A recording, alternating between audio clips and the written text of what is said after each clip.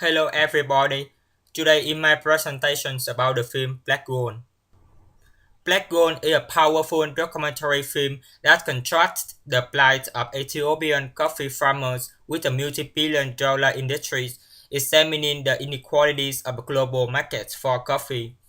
The film follows Tadis Muscular, manager of the Coffee Growers Cooperative Union, as he attempts to find buyers willing to pay a fair price for the high-quality beans produced by his 74,000 farmers.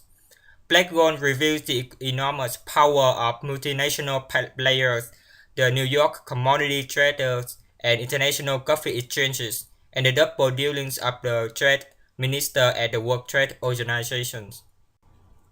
Mr. Muscular devotes himself tirelessly to traveling the world looking for buyers who will pay a fair price for the beans harvested by the nation's 70,000 coffee farmers. Instead of wielding a slingshot, he worked securely by eliminating many of the middlemen who drive up the price of coffee and bypassing commodities exchanges to sell his product directly to buyers.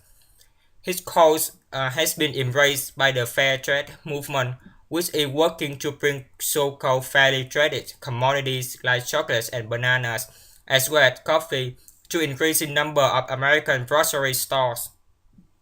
The documentary film Black Gold also says that farmers in Ethiopia are typically paid around 57 cents for a kilogram of coffee, while 1 kilogram of coffee can make 80 cups that cost $230. The facts about the coffee market in the world. The opening scene examines the coffee making process, from the harvesting of beans by Ethiopian workers who earn less than 50 cents a day to the movement of the product to various stages into the retail market. In Ethiopia, 67% of the country's export revenue comes from coffees, and 11 million people count on coffee for their survival. Along the way, the film dishes out facts. Coffee is the second most actively traded commodity in the world after oil. Since 1990, retail sales of the coffee has increased to $80 billion from $30 billion. Globally, about 2 billion cups of coffee are consumed a day, 400 millions of those in the United States. Four multinational corporations dominate the world coffee market, with the international price determined in New York and London. This is the map of Ethiopia. As you see in the map, they have three major places of coffee farm in Ethiopia, one in the east, one in the west, and one in the south.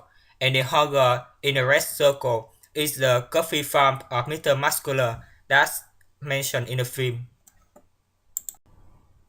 The contrast between producer and consumer. Producer, who is Ethiopian, live in poor conditions, lack of food, medicine, fresh water.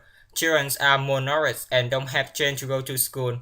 Receive low income as expected. Their lives rely on the food aid from the United Nations. The consumer all around the world have to pay high price for the cup of coffee that contrasts with the income of producers. Consume a huge amount of coffee every day, but not bring much benefit to the producers. Depend on the coffee retailers and middlemen for the products rather than buy directly from the planters. The national issues.